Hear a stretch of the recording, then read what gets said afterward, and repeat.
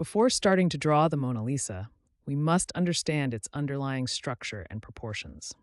Begin by lightly sketching basic shapes like ovals and rectangles to map out the proportions of her face, head, and body. Pay close attention to the tilt of her head and the placement of her shoulders. Notice how her head is slightly angled and her shoulders are not perfectly level. Use guidelines to ensure the correct placement of facial features, the eyes, nose, lips, and eyebrows.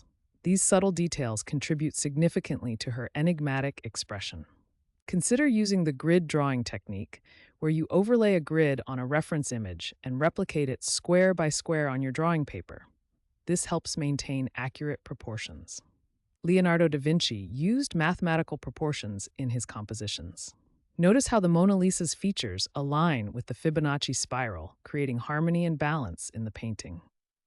The original painting is 77 by 53 centimeters, or about 30 by 21 inches, and painted on a poplar plank. Keep these dimensions in mind when considering scale in your drawing. When starting your Mona Lisa drawing, begin with light pencil marks that are easy to correct. Measure proportions twice for accuracy, focus on capturing the subtlety of her expression, and use quality reference images. Now that you understand the structure and proportions of the Mona Lisa, you're ready to move on to the sfumato technique and adding fine details to bring your drawing to life. Leonardo da Vinci's sfumato technique is key to capturing the Mona Lisa's signature look. Sfumato involves blending colors and blurring lines to create a soft, hazy effect. In your drawing, use a blending stump, tortillon, or even your finger to gently smudge the pencil strokes, softening the transitions between light and shadow. Focus on creating depth and dimension by carefully observing how light and shadow define the contours of her face and clothing. Pay attention to the subtle curves of her smile and the way light reflects in her eyes. Use a color palette of earthy tones, mainly yellows, greens, and browns, to mimic the original painting's colors.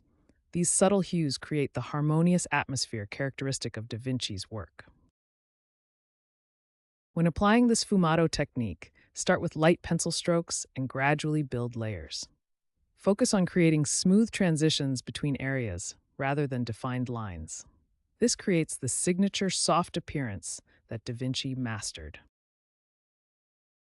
Numerous online tutorials and guides are available to help you master the sfumato technique and other details. Practice regularly, and don't be afraid to experiment with different techniques and mediums to develop your own artistic style.